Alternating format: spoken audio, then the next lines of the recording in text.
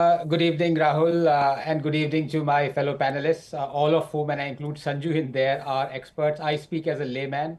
If the images of the Prime Minister meeting the chiefs of our armed forces wasn't bad enough for Pakistan, I'm sure listening to your amazing primer and General Bakshi and Gaurav would have finished the job for them. And what can I say about General Bakshi and his roar right now? Can you imagine? He is roaring as a veteran. What would the situation be of the enemy when he was in the trenches 30 years ago? So my salute to them. And as far as my friend Gaurav is concerned, I can confess that both of us are batchmates. And the situation of Pakistan right now is what our situation was in 1989 on day one in college when we were ragged. So, no, but as a layman, again, I speak, and Sanju is absolutely right. We are in most capable hands.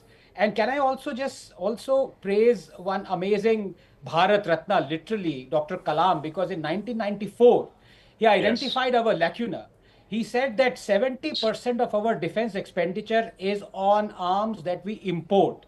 I hope that in 30 years from now, the pie chart would have flipped and it would be only 30-70. And lo and behold, right now it is exactly 30-70. So, yes, the government and everyone involved have done a sterling job. How do I see this going, given the nuclear bluff that for 30 years Pakistan held over us like a Damocles sword? In fact, if you remember, in the wake of 26/11, when we sought permission to bomb terror hideouts, the Indian Air Force, the Prime Minister said, forbade it. So that was because of the nuclear bluff. Well, Modi called it off famously in Balakot.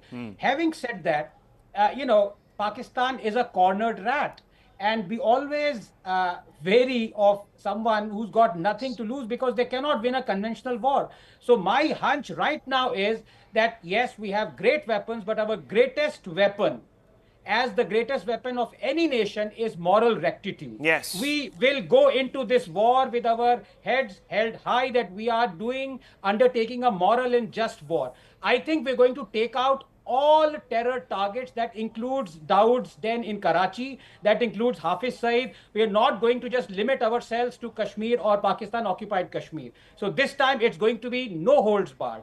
As far as attacking Pakistani military is concerned, we have experts sitting there. Personally, I think that the time hasn't yet come because of still that nuclear bluff. And the worst case scenario, as a layman again, Pakistan is going to exercise that bluff possibly by nuclear bombing unpopulated areas of India. Well, look, anyhow, Major Arya, I have exactly 30 seconds before I move on to the other half. And I want to ask you this nuclear bluff that we are presented with. And, there's been a madcap minister there who's also still talked about unleashing nuclear weapons and this, that, the other. What do you make of this nuclear bluff? And India also has this no first use policy. Does that hold us back in some way? Should we review it?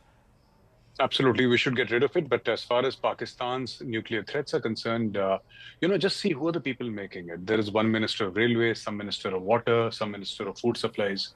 I mean, where is the army chief? The army chief controls the nuclear button in Pakistan, and he's hiding in Kabul for the past 4 days, attending a parade that has never ended. Doesn't look like ending for the past 4 or 5 days. So the thing is that people can continue to say that you see, when you go up the escalation ladder, it's all about who blinks first. And this is something that we did wrong in Balakot. You see, when we attack them and they send their F-16s, we should have, again, it's just applying more and more pressure till the time the enemy buckles, Rahul. Okay, look, I just